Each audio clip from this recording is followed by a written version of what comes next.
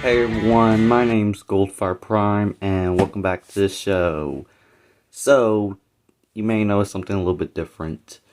The board that's on the wall, I had to change it because the other one, I accidentally spilled purple Kool-Aid on it and it just got ruined, so yeah, but anyways, today we're going to be doing a review on the Iron Man 2008 Mark III.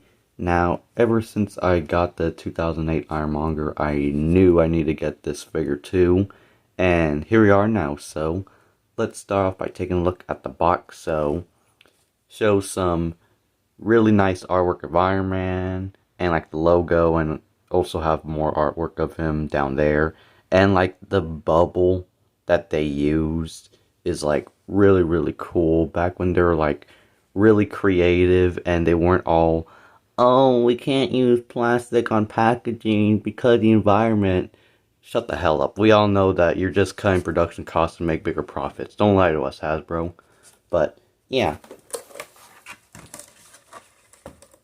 And the back of the box showing the figure itself and a bio of Iron Man, and you got some other figures you could get. Remember back when the boxes of toys, they showed like a cross sell of like other figures you could get and bother your parents for? Shit, I remember that. So, why don't we take a look at the figure itself? So everyone, here we have the Iron Man Mark III figure himself, and why don't we start off by taking a look at details. So, he does have a really nice head sculpt, looking a lot like how it did in the movie. So he got painted gold faceplate and temple-graphed eyes that are in blue, and on the rest of the figure, you do get a painted blue arc reactor, some silver accents, and also all the red that's on this figure, it's all paint. The entire figure is covered in paint, and yeah, it looks really nice. And of course, you get some gold accents on the biceps and thighs, and on the back, you get more of that really nice paint, but it comes at a cost.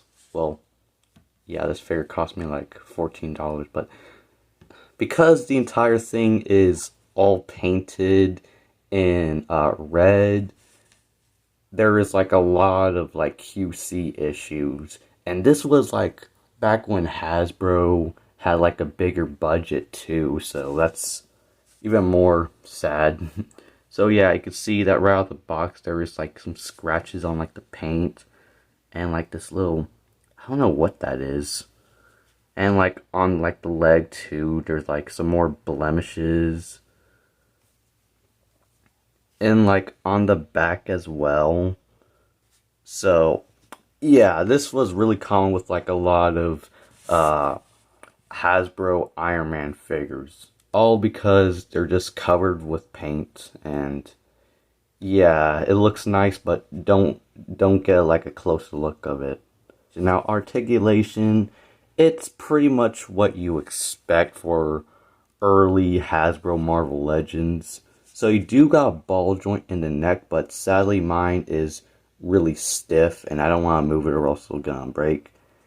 And the shoulder pads, they do hinge up and down, but the thing is, these shoulder pads, they're really prone to coming off, so do be careful. And for like the shoulder itself, you do got a hinge that goes in and out, and you got a swivel that goes back and forward, like so. See what I mean? And you got a bicep swivel, and you got a double hinge in the elbow. Mine is pretty stiff. And you got a swivel in the wrist, and you got an up and down. And you do got a ball joint in the abdomen.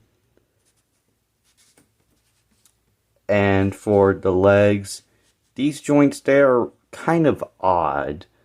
So, yeah, they're like the ball universal joints. So you got in and out, but the thing is, the way that they're positioned, you can't really do a back and forth for the legs. You have to sort of move the ball around. And then you get the back and forward motion for the hips. And you got a bend in the knee, which is on a double hinge, but mine is stiff, sadly.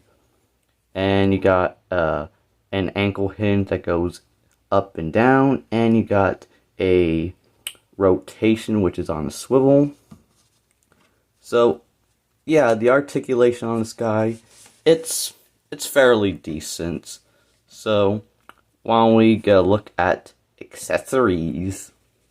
So everyone, for accessories, he does have this missile launcher, which this thing, just like the figure, if damn camera could focus, it's all covered in that red paint, and it has some silver accents. And if you look closely, even this has some paint issues. You can see the red sort of bleeding through the silver, and yeah. And it does have this little missile, and you put it in there, and it has a clip that goes on his arm. Like so. And you press this button right here, and it launches really, really far. That is really cool. So, yeah. Now, why don't we have a look at size comparison? So, everyone, here is Mark III Iron Man next to Marvel Legends Series 1 Iron Man, and as you can see, they're about the same height. This guy is a little bit taller, and although I praise this guy in his review, I will admit his arms do look really weird, really weird, and yeah. And of course,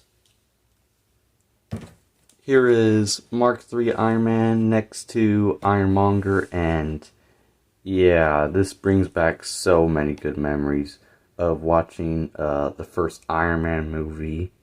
How it was one of the only good MCU movies. Probably because it was before Disney bought them out. But yeah, so he is a little bit over a head taller than Iron Man. And yeah, as I said, this guy, I personally think he scales better with 3 3/4 inch figures, but yeah. So everyone, it is now time for my final thoughts. And what do I think about this figure? Well, he's pretty good now. He does have his flaws, such as the paint having a bunch of blemishes. Although it looks nice, like I said, once you get a closer look at it, everything falls apart. And the shoulders, they easily fall off. And the joints on mine, they're really stiff, probably because the paint is fusing things together. But all in all, he's still a fairly decent figure, and I do recommend him. So yeah, that's it for this video. Please like, subscribe, hit that notification bell so you never miss out on any of my new videos. And you can follow me on Instagram, same name, Goldfire Prime.